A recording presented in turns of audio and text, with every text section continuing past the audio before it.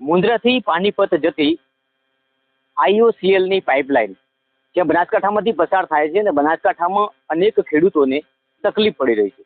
તકલીફ એ પડી રહી છે ખેડૂતોને કે અત્યારે ઊભો પાક જ્યાંથી પાઇપલાઇન નીકળી છે ત્યાંથી જે ઊભો પાક છે નથી ખેડૂતોની કોઈ મંજૂરી લેવાની અને નથી ખેડૂતોને કોઈ જાણ કરવામાં આવતી અને સીધો પોલીસને સાથે રાખીને આજે અધિકારીઓ જે કર્મચારીઓ છે એ પાઇપલાઇન અહીંથી પાણીપત જે જતી લાઈન છે IOCL ની એ લાઈનમાં ખેડૂતોને અત્યારે વિસ્તાર બનાસકાંઠા છે અને બનાસકાંઠામાં દિયોદર તાલુકાના લગભગ 4 થી 5 ગામડા એવા છે કે ગળવી છે, જીભડા છે, ચાળવા છે અને અછવાડિયા છે. આવા 4 ગામના જે ખેડૂતોને છે એમને જંત્રી પ્રમાણે ભાવ નથી મળતો. મતલબ સરકારનો કોઈ પ્રોજેક્ટ હોય તો ખેડૂતોની એમાં ના નથી, ચાલવા દેવામાં ના નથી. અત્યાર સુધી સરકારના તમામ જે પ્રોજેક્ટો છે એ ખેડૂતોની જમીન કહી શકાય કે જમીન ખોદણી કરીને જ આ પ્રોજેક્ટો પાર થયા છે.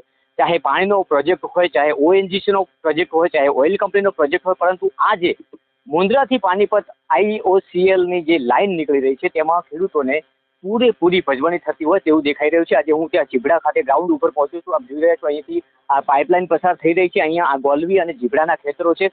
અહીંથી લગભગ ગઈકાલે પણ અહીંયા પોલીસની હાજરીમાં ઘણા બધા ખેડૂતો ભેગા થયા હતા અને આખરે કામ બંધ રખાવવામાં આવ્યું હતું. આપણી સાથે એના ખેડૂત પણ જોડાયા છે. કાકા, કેવા પ્રકારની તકલીફો પડી રહી? તકલીફ એટલે ચાલુ લાઈનમાં ચાલુ મારે વાયર કાપી અને જબરદસ્તી વગર જાણ કરી અમારા નીકળી બાજરીમાં થઈને નાખી વગર.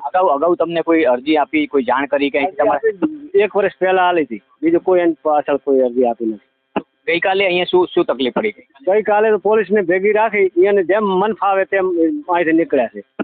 અત્યારે કઈ વાવણી અહીંયા થયેલી? અત્યારે મારે બાજરી છે, આગળ ચીકુના રોપા છે અને શાક હતા, એ બધું ફેલ ગયો છે. વાવણી કરેલી જે પાક છે એનું શું? એનું વળતર? કોઈ વળતર હજુ સુધી મળ્યું નથી. અમને કોઈ નોંધણી કરી નથી. કોઈ શું કરવું? જો તમારા ખેતરમાંથી પાઇપલાઇન નાખી હોય તો તમને કેટલા રૂપિયા મળવા પાત્ર છે? આવું કોઈ જોગવાઈ ખરી તમને? કોઈ જોગવાઈ અમારે જોડે છે જ નહીં. શું મળશે ભગવાન જાણે, શું આપે છે ખબર નથી, કોઈ અંદાજ નથી. જોઈ રહ્યા છું અહીંયા જેથી આ પાઇપલાઇન પસાર થઈ રહી છે એ ખેડૂતોને એ જ ખબર નથી કે એમને કેટલા રૂપિયા મળવા પાત્ર છે, જંત્રી પ્રમાણે કેટલા મળે છે.